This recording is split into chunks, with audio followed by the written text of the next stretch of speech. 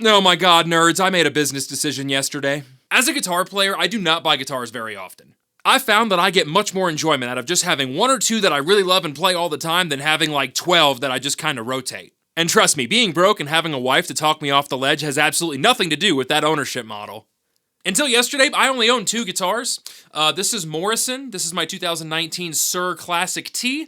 I love it to death. I'll have it for the rest of my life. This is the guitar that you will see most often in my videos. And this here is my John Page Ashburn. It is an unbelievable example of what an S-type guitar can be. It has much more comfortable modern appointments than what you'd find from the Big F. Fender. I was talking about Fender right there. I just insinuated that the founder of these classic designs does not currently make the best versions of them. Have fun fighting over that in the comments. Honestly, I've been more than happy with just owning those two guitars. I thought they did everything. But then I went to Flipside Music over in Denver, and the owner, Ike, showed me a guitar that literally blew me away. Heritage Guitars, the Gibson that Gibson wishes it still was, made in Kalamazoo, Michigan, and has more vibe than Snoop Dogg in a dispensary. Drum roll, please!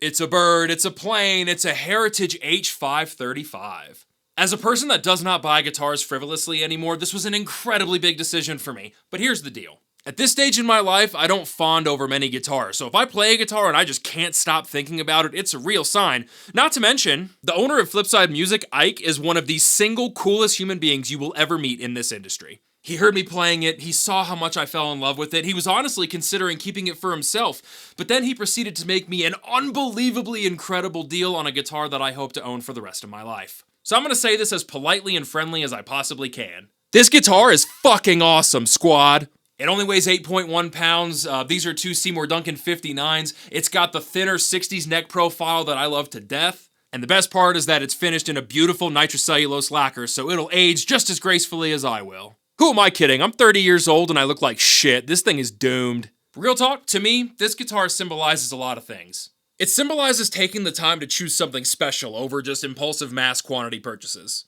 Not that I'm against that either, I actually have 16 pairs of Converse high tops. It's also a great example of why it's so important to prioritize relationships with people over businesses. But above all, it's a glowing example of why I'll never retire and my bank account currently says, "Lol, fam, get wrecked." I've decided I'm gonna name him King, and although Freddie and BB and Albert definitely get the nod when it comes to using that name, the modern hero Marcus King is who I chose to name this after. He's an unbelievably inspiring musician. I've seen him several times, and this style guitar is how he chooses to make his magic.